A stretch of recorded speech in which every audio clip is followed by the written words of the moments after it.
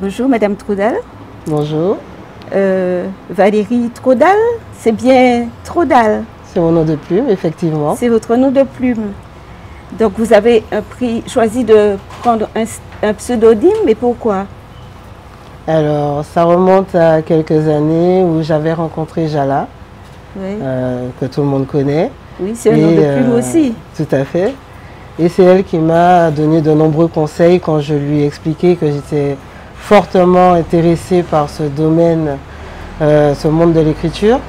Et je lui avais présenté justement un premier jet d'un de mes romans. Et parmi les nombreux conseils qu'elle m'avait donnés, elle m'avait dit de choisir un nom de plume. D'accord. Donc c'est ce que j'ai fait. Donc je suis une demoiselle Trobriand. Je suis mariée d'Alma, d'où mes noms Trodal. Trodal. D'accord. Et est-ce que vous pouvez nous présenter votre livre? Alors, La faute des pères, c'est mon dernier bébé. Il est sorti en fin d'année 2021. Cette fois, c'est vrai que c'est la première fois que je me lance dans un exercice aussi long, si on peut le dire, parce que c'est une trilogie. Oui. Donc, excusez-moi, donc il va paraître en 3 tomes.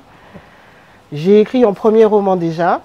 Donc là, c'est un exercice quand même différent, parce qu'il faut essayer de maintenir le suspense sur les 3 tomes.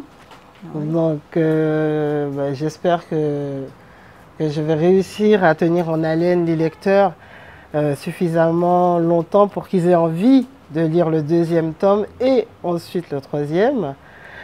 C'est un livre qui me tient à cœur. Donc pour la petite histoire, j'aime bien les petites histoires. Quand j'ai écrit cette histoire, mon premier jet faisait une centaine de pages. Et j'ai écrit cette histoire, en fait, j'avais une vingtaine d'années. Donc c'est comme ça que je procède. Hein. J'ai écrit mes histoires quand j'ai une vingtaine d'années et j'en ai écrit plusieurs. Donc en fait, j'ai 7 manuscrits qui sont là en attente. Ah oui. Et ensuite, je prends du temps et je les réécris. Et là, je fais un travail de réécriture plus approfondi. Je développe les personnalités, les personnages, je mets des anecdotes, j'étoffe, etc. Et on arrive au résultat final du roman qui est présenté ensuite au public. Donc, ce roman-là faisait une centaine de pages au début. Le titre était différent. Je l'ai remanié. Et ensuite, j'ai fait une part belle à un personnage que j'ai souhaité garder. Le personnage qui est apparu dans le premier roman. Qui s'appelait? Qui s'appelle Les Témoins de Jéhovah. D'accord. Donc, c'était un livre religieux? Pas du tout. Ah bon? Pas du tout. Et c'était la surprise, effectivement. Un titre détonnant, mais qui ne faisait pas du tout allusion à la religion, ni à la sphère privée des témoins de Jéhovah. En fait, je parlais des témoins du mariage d'un homme qui s'appelle Georges Va. Ah oui, joli. Et Géo, c'est son surnom. Donc, comme il semblerait qu'il y ait une rivalité entre les Martiniquais et les Guadeloupéens, je me suis amusée là-dessus et j'ai fait un témoin martiniquais et un témoin guadeloupéen. Et c'est ce fameux témoin guadeloupéen, Félix Théodose, qui arrive en Martinique avec de sombres dessins. Et le premier ouvrage, Les Témoins de Jéhovah, va parler de cette vengeance, ce qu'il est venu faire. Et ce deuxième ouvrage, qui ouvre la trilogie, se passe un peu en parallèle. Ce n'est pas la suite des Témoins de Jéhovah, mais ça se passe en parallèle. Donc pendant que Félix est arrivé en Martinique, il commence à mettre en place sa vengeance, si on peut le dire, mais il se retrouve, bien malgré lui, entraîné dans cette histoire-là aussi. D'accord. Et c'est quel type d'histoire, en fait? Alors moi, je suis passionnée par les thrillers. Donc on va retrouver le style policier. Par contre, on ne pourra pas me cataloguer, mettre une étiquette pour dire que ce n'est qu'un roman policier. Non, c'est un roman antillais. Donc on va trouver du suspense, on va trouver des aventures, c'est vrai. On va trouver de la romance, on va trouver la vie locale en Martinique. Oui, j'allais vous demander où se passe... Alors mes romans se passent toujours en Martinique. En Martinique. En Martinique. Et puis j'aime bien présenter des communes. Donc les gens, ils se retrouvent quand ils lisent, ils arrivent à visualiser des communes qu'ils connaissent. Donc par exemple, dans le cas des témoins de Jéhovah, je parle du Robert. Dans le cas de la faute des pères, le tome 1, eh bien, l'action se situe entre le Monde Puteaux-François et Basse-Pointe. Voilà. Et ça commence au lycée Acajou. Voilà, Acajou la jeune héroïne est élève au lycée Acajou. Voilà. Un lycée qui me tient à cœur puisque c'est là que j'ai fait mes classes aussi. Hein. J'ai démarré en seconde dans un lycée flambant neuf, au lycée Acajou 2. Donc du coup, j'ai tenu à ce que l'héroïne aille dans cet établissement. Et donc cette jeune fille, Karine, est à la recherche de son père. Elle vit dans une cellule familiale qu'on retrouve souvent en Martinique, les cellules matriarcales. Donc la mère, elle est la mère, elle est le père, elle domine tout. Et cette jeune fille ne comprend pas pourquoi son père est absent de leur vie et elle va essayer de le retrouver par tous les moyens. Bien sûr, il y a, comment dire, un fossé entre les générations, donc les relations entre mère et fille sont souvent tendues et ça va l'entraîner à faire des actions qui ne sont pas toujours très correctes. Et elle va se retrouver impliquée dans pas mal de choses et c'est là que Félix va intervenir. Ah d'accord. Donc en fait, vous vous basez sur des faits réels ou c'est votre imagination? Alors l'histoire en elle-même, c'est de la fiction. Mais c'est vrai que je me base beaucoup sur des faits réels que je rajoute en anecdote dans l'histoire. Donc du coup, le lecteur, il est perdu en se demandant qu'est-ce qui est réel, qu'est-ce qui est vrai, parce qu'il y a pas mal d'anecdotes qui sont réelles dedans. Oui, parce que j'ai vu que, en fait, c'est une histoire qui se passe dans une Martinique où il y a confrontation entre Béké et afrodescendants. C'est des choses que nous revoyons tous les jours. Tous les jours. Et ça me tenait à cœur parce que j'ai été interpellée, parce que en plus d'être romancière, je suis également poétesse. Et j'ai été interpellée sur le fait que je n'avais écrit aucun texte qui traitait du scandale du chlordécone. Donc je me sentais assez limitée avec la poésie, en estimant que je n'avais pas assez d'espace pour m'exprimer. Donc je me suis promis d'aborder ce thème dans un roman. Et du coup, il m'a fallu 3 tomes pour en parler. D'accord. Donc, vous êtes un peu une Agatha Christie martiniquaise, quoi. C'est vrai que j'ai aimé lire, j'ai dévoré ces ouvrages. Je ne dirais pas que j'ai son talent, mais c'est vrai que c'est un auteur qui m'a inspiré énormément. Ah oui, vous êtes bien parti pour ça, hein? Parce que pour tenir en haleine les lecteurs, je vous remercie. Mais on a hâte de connaître la suite, le 2e tome, le 3e, la fin, quoi, l'épilogue. Eh bien, oui. Vous allez vous arrêter au 3e. Je suis censée m'arrêter au 3e parce que normalement, je comptais en faire 2. Oui. Et effectivement, c'est une boutade d'un lecteur qui m'a dit « Ah, et pourquoi pas 3 ?» Et voilà, du coup, je me suis retrouvée à écrire un 3e tome. Donc j'espère bien qu'on va s'arrêter là. Parce que je ne voudrais pas décourager les lecteurs non plus. Hein. D'accord. Et il faut que je fasse sortir les autres aussi. Oui, et puis vous avez écrit des poèmes aussi. Oui, donc j'écris aussi pas mal de poèmes en français, en créole. Et donc j'ai déjà eu l'occasion d'éditer 2 ouvrages.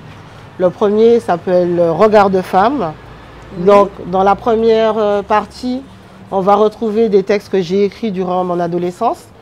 Je les ai volontairement mis dedans parce que je voulais laisser pour qu'on voit l'évolution dans la façon de penser et dans la façon d'écrire d'une adolescente jusqu'à l'âge adulte, jusqu'à, on va dire, une trentaine d'années. Et ensuite, le 2e recueil, qui est un peu plus succinct, donc celui-là, il est sorti il y a 2 ou 3 ans, qui s'appelle Destin tragique. Donc celui-là, j'ai vraiment regroupé des textes autour de ce thème, le destin tragique. Parce que je trouve qu'en Martinique, mine de rien, on a beaucoup de tragique dans notre histoire. Donc, ne serait-ce que l'histoire l'histoire des Noirs qui ont vécu l'esclavage. L'esclavage, oui. L'éruption de la montagne Pelée, c'est tragique. Maintenant, ce qu'on vit avec le problème des sargasses, les gens qui sont sans abri, les SDF. Oui, les femmes qui sont délaissées. Les femmes, voilà, violentées, délaissées, etc. Ouais. Donc, voilà, on a mis une forme de tragique dans notre vie de tous les jours. Et toujours à ma façon, hein, d'une plume légère, parce que je ne voulais pas non plus que les lecteurs attrapent le cafard en lisant les petits recueils de poésie. Donc quand même d'une plume légère, je parle de choses assez difficiles, mais je l'aborde vraiment d'une façon poétique. Quand je parle du texte La Traversée, qui retrace justement le voyage de ces personnes qui ont été capturées en Afrique pour amener dans les Antilles, à bord de négriers, c'est vraiment une vision poétique, parce que ça a déjà été abordé sous toutes ses formes, voilà. La forme historique, la forme, enfin, toutes les formes possibles. Oui, oui. C'est vraiment une forme poétique. Et je pense que c'est cet aspect-là qu'a relevé M. Edmond Mondésir lorsqu'il a proposé de faire cette collaboration avec moi, puisque je lui ai présenté des textes de ce recueil, Destin tragique, et il a eu un coup de cœur pour La Traversée. Il avait déjà un morceau de musique qui était depuis plusieurs années, hein, qui était déjà prêt, et il ne savait pas quoi en faire. Et quand il a lu ce texte, il a eu un déclic, il m'a dit non, franchement, c'est à croire que ça avait été écrit pour... Parce qu'en plus, quand il lit le texte, c'est pile poil la longueur qui correspond à la musique. Donc vraiment, et quand je lui ai envoyé le texte, hein, je lui ai envoyé ça le matin, il disait quoi, à midi. Il m'a rappelé à 3 heures, ça y est, tout content, j'ai trouvé. Voilà, il était super content. Il m'a dit, tu veux pas que je te mette des images? Et le lendemain, il m'a mis des images et tout. Et franchement, moi, j'en reviens pas de cette collaboration. C'était inattendu, inédit, et c'est vraiment un très beau travail. Et du coup, il a fait une deuxième tentative avec cette fois un texte en créole, qui est dans Destin tragique. Donc j'écris aussi en créole. J'avais tenu à en mettre un seul. Ça s'appelle En temps Robert. Parce que j'ai participé au concours Tijo Mauvois sur l'histoire de la Martinique. C'est un concours qui a lieu tous les 2 ans normalement. Et en faisant les révisions, j'ai été inspirée et j'ai écrit le texte En temps Robert. Donc ça retrace vraiment cette période-là. Et pareil, il a mis en musique, il a prêté sa voix. Et les 2 vidéos sont visibles sur nos Facebook respectifs. Et j'ai la grande surprise et le grand bonheur maintenant de voir que certains enseignants souhaitent utiliser ces supports pour travailler avec les jeunes. D'accord. Et vous faites partie d'une association d'auteurs? Non, je fais partie de l'association Les Auteurs de Martinique. D'accord. On s'est constitué en association depuis peu. Hein. Il y a beaucoup de femmes. Ah, nous sommes nombreuses, oui, nous sommes nombreuses. Mais il y a des hommes aussi, hein, il y a des hommes de talent. À la tête, il y a Jala, Sabine Andrivon-Milton et Arlette Puvard. Voilà. Pujard, oui, excusez-moi. D'accord. Donc, entre autres, et puis sinon, nous avons M. Restock, nous avons M. Jules Duranty. Voilà, il y a énormément de monde. C'est un groupe qui est dynamique et on espère présenter au mieux la Martinique et la représenter au-delà des frontières de notre île. D'accord. Je vais vous poser une dernière question. Vos enfants, vous êtes mère de famille. Est-ce qu'ils ont la fibre d'écrivain? Est-ce que vous leur avez transmis l'envie d'écrire ou de la lecture au moins? Non, la lecture un peu parce que je les ai habitués dès leur plus jeune âge à avoir des livres autour d'eux. Donc, dans ma bibliothèque, ils ont leur espace, ils ont des ouvrages qui leur sont réservés. Donc, ils ont l'habitude de lire, hein, ils ne sont pas réfractaires, mais je ne vais pas dire qu'ils sont accros, ils ne sont pas comme moi. Moi, je suis boulimique. Si je tombe sur un ouvrage qui me plaît, tant que je n'ai pas terminé, je vais me coucher à 2h, 3h, il faut que je le termine. Chaque fois, je dis, allez, une page, une petite page, et donc j'arrive pas à m'arrêter. Mais les enfants, non, c'est pas ça. Même si le livre les passionne, le thème est captivant, mais non, ils vont le lire avec modération. D'accord. Mais ils lisent quand même, c'est déjà ça. D'accord. Ben, je vous remercie, Madame. C'est moi qui vous remercie de m'avoir m'avoir invité.